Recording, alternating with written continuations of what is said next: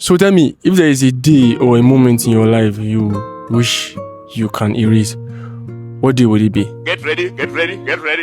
That would be the day I met a man that I gave my love, loyalty, and virginity. And he gave me something in return that changed my life forever.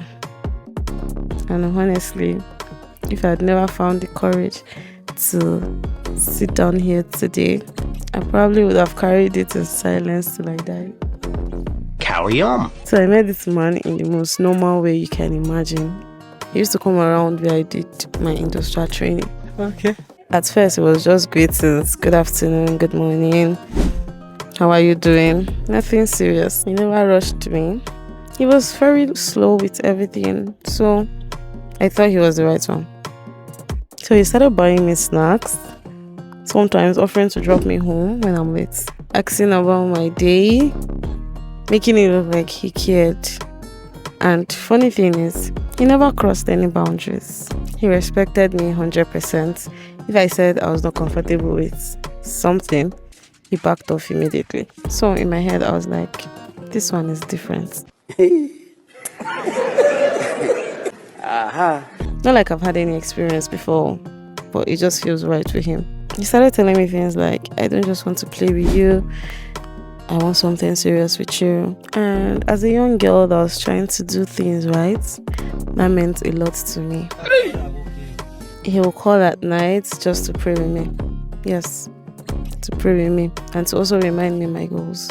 He will always tell me I was too decent to be treated anyhow. Looking back now, I felt like he studied me.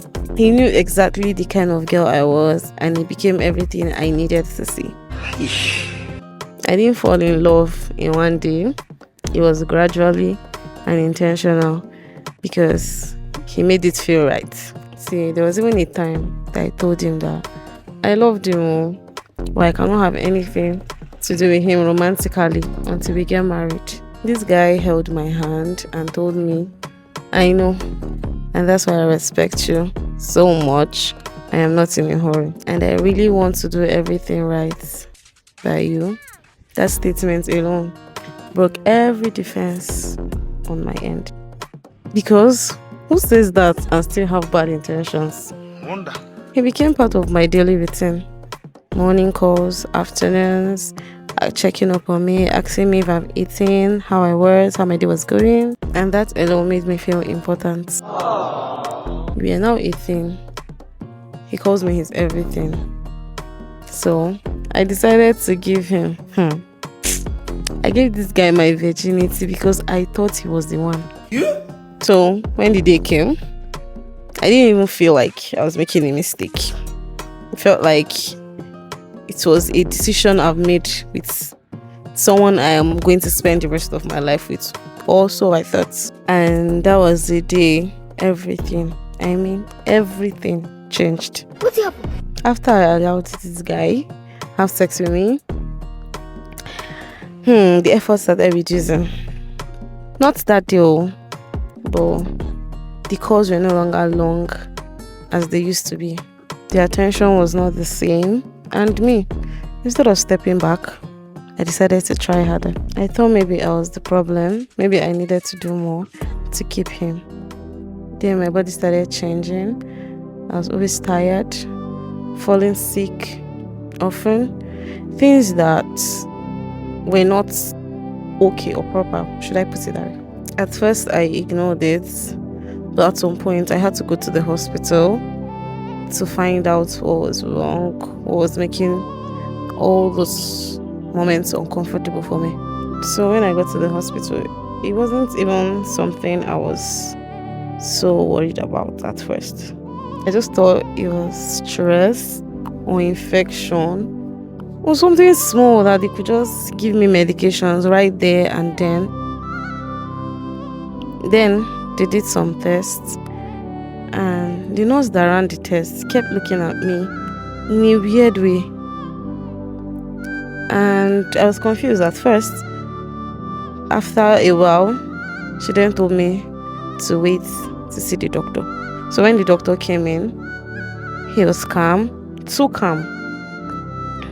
And then he started asking me questions about myself, my life, my lifestyle, and if I had a partner. I answered everything innocently because at that point I still didn't know what was coming. And then he said the result came out positive. I remember asking him, positive of what? He didn't answer me at first. He just adjusted his shirt properly and then his chair and leaned forward and looked at me, and then he dropped the news. He said, it is not the end of the world. I can never forget that day. That was the day I wished I never lived to see. I tried to reach him. Calls, messages, social media. I hope to no avail. This guy blocked me. I could not reach him. He blocked me as if I never existed. When I stepped out of that hospital, that was when everything started making sense in a painful way. I just kept walking without direction, replaying every single thing in my head. The calls, the prayers, the way he looks at me, like I was the only one that mattered. I just kept thinking, but it turns out I was just a target. After everything, I gave to this guy. I gave him my body, my whole self. Guess what this guy gave me in return? This guy gave me HIV. I remember standing there and asking myself, so this was the plan all along. Because nobody goes through that long effort just to love you in this generation. And that day, a new me was born. And I told myself, if this is what the world is, then I'm not going to sit down and suffer it alone. I know it was wrong, but at that moment, I wasn't thinking straight anymore. I was sad, I was angry, and I was broken. And I decided I was not going to be the only one to carry this alone. So I started living the life I never imagined myself. And as I'm sitting here talking to you, I've been with close to 25 men already. Did that make you feel any good? No, it didn't. As a matter of fact, every time I meet with somebody, I feel like a piece of me leaves my body. There was the piece I thought was going to erupt, never did. There was no satisfaction, no peace, just emptiness. Sometimes I just sit down and ask myself, how did I even get here? Because this was not who I was. I was just a young girl trying to grow up and figure out how life was. I didn't plan for all of this. My life became meaningless. I was just there waiting for the day the disease will finally take me. I even dropped out of school because I could not take it anymore. Then I came across your page where people just come and open up, and I just said to myself, maybe I don't have to die in silence. And that's why I came, because I don't know what to do anymore and I'm tired of living. I'm really tired. Really tired. First of all, look at me. Your life is not over yet. What happened to you, yes, it's quite painful, but it's not the end of the world. You need to stop hurting yourself and start taking care of yourself more. There are people out there that also have HIV and they're living healthy. You just have to accept help, take your medication, and choose to live again. Exactly. Anyways, let me ask you, what school did you drop out from and what level were you then? I attended and I was in my 300 level. I was doing my industrial training when this happened. Right, so do you want to continue? Do you want to go back to school? No, I don't think I want to. I don't want to. Alright, aside school, do you have anything in mind? Do you want to do anything to distract your mind? I have I've never thought about that. I've never sat down and given it a thought.